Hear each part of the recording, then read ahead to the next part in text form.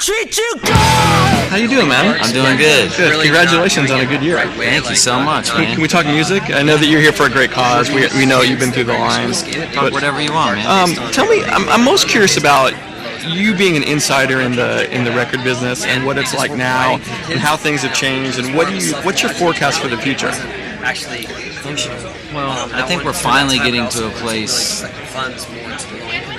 comfort, in my opinion, to where it should be. Music should be for free. You know, we should be able to give music away. And when we like music a lot and we're drawn to it and it's something that we want to experience on another level, that's when the artist can go out and tour and we can experience something with them. And that's a way an artist can make money.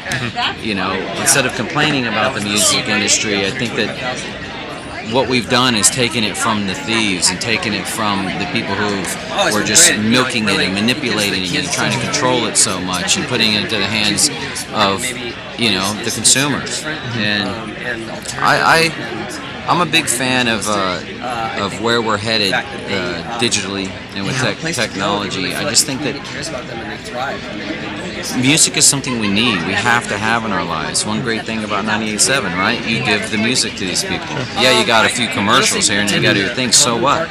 You're giving us music. We're tuning into these radio waves and we're bumping it, and it's something we have to have. We respond as humans to these sound waves, and we need them for our lives, for emotional purposes. And I think that's what we should how we should look at music. This sounds crazy, but I think about it a lot.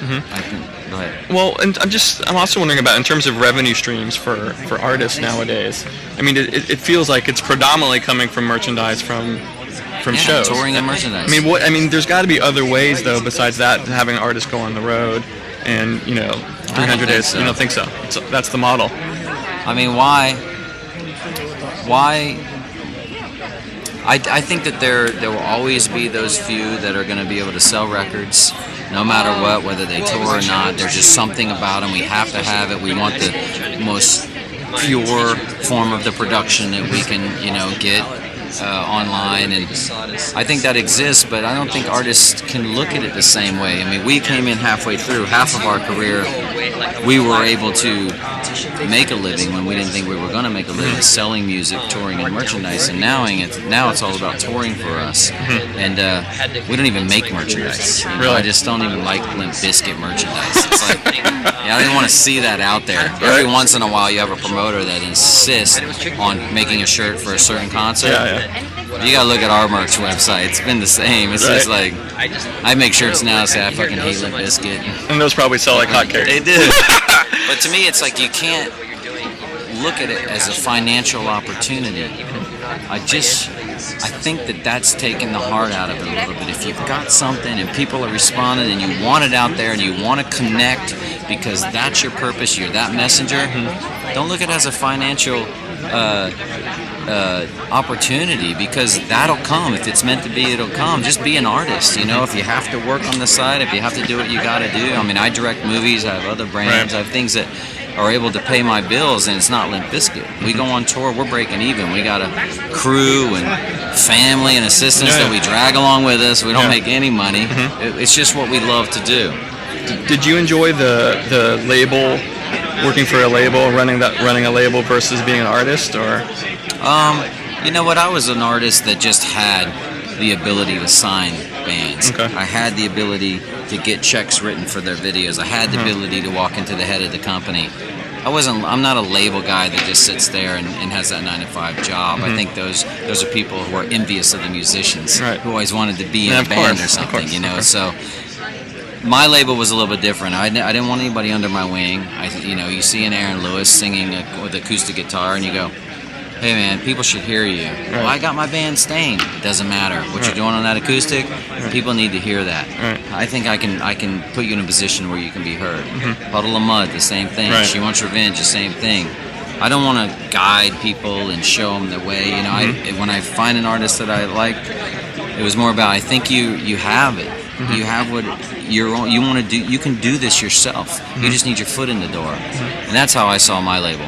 Was there certain things when you're for example watching an Aaron Lewis or She Wants Revenge? I mean, what has to happen for you to make you say, you know what, this guy's got it, or these guys have it? Do your hair have to stand up on your arms, kind of thing? Does it? I have to get the goosebumps on my arms. There has to be something about them that just fits and feels right with the emotional reaction that I'm having. You know, when I saw She Wants Revenge, when I first heard them, and I saw Justin Warfield and what they did, I knew that he was self-aware as an artist. Like he was expressing himself for how he felt everything goes in his world, and I just sit back in awe going, that's amazing. Like whatever you're doing, I'm responding to. And that's just how I go. If you see somebody where you got to do a makeover and you got to do this and that and this, it's like, man, why even do the makeover? Just let them be who they are. You know, if somebody's not cool looking or they don't fit in, so what? That's the cool part of it. Right, exactly. You know? Listen, last question. You're going to be sunburnt, dude. You're going to be hurting. I know, dude. I know. Oh, my gosh. I should have put a tent. I know. My feet are on fire. Fred, what are you going to be for Halloween? I was thinking about being that douchebag Fred Durst. What do you think? With a shirt? The red your cap merch? and a shirt. Yeah. No, actually, Halloween, I love to get... That's my chance to get really... I'm into, like, gore and zombies and, you know, super C- movie style. Yeah. I got this one effect where I can... Yeah, just Halloween, man. I know. Hey, the original Halloween, hardly anything can touch it. Nothing can. Yeah. All right, listen, thanks so much for taking the time out. I run a site called ROCKERRAZZI.com. ROCKERRAZZI? Yeah, I'm gonna give you a card. Thanks, and man. you're like super entrepreneurial, so maybe one day we can do some shit together. Whatever you want, man. Okay. I'll give you an email. You hit me up. Well, I treat you good.